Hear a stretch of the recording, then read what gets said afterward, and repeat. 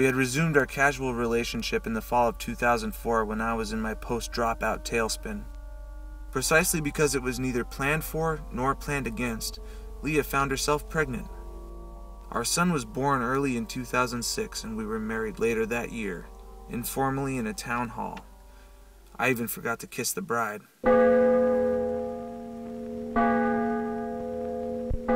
Looking back over those years, I'm most astonished by the many relocations and how each was supposed to give us a fresh start. Disorientingly moving back home, my old room like a museum exhibit, then that shabby apartment with Leah, our first tentative step into adulthood. The apartment in Boston with the angry Jamaicans next door, always getting into arguments. I remember our self-consciousness when we'd argue too, knowing what it was like to hear those fights through paper-thin walls.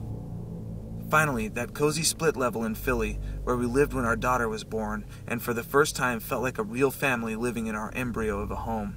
We even had a patch of front lawn, and I remember Leah's excitement as she put up a tiny Christmas display in December of '07, as if finally now, after all these false starts, we could stake our claim in the rough turf. Instead, it was the last stop. Except that imaginary home in Florida I kept envisioning. The little trailer a few miles from Leah's parents' condo, where the kids would come home sometimes after school.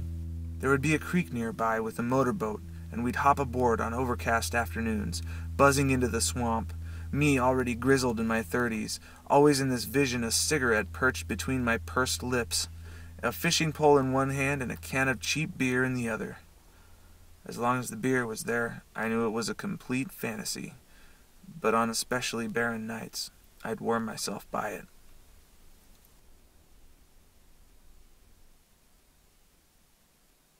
Leah Jordan's car flipped on the highway on June 27, 2011. She was killed instantly, and Joseph died 3 days later in the hospital. She was 27. He was 5.5.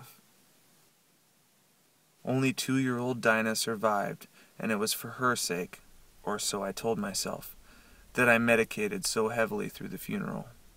Despite the flood of memories, that day remains a thankful blur.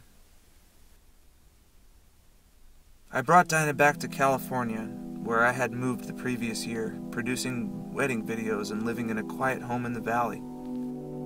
She started preschool this year, and she's already a bright student, full of curiosity. We were running late the other day when she saw those photos and began peppering me with questions. Who were these people? How did they die? What were they like? Did they all know Mommy? I didn't know how to answer her.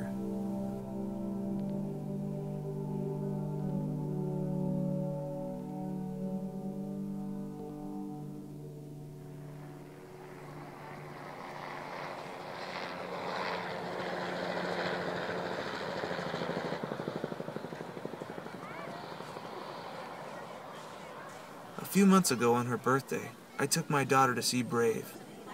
Afterwards, we went to the boardwalk and she rode around the carousel, and even caught the brass ring on her first attempt.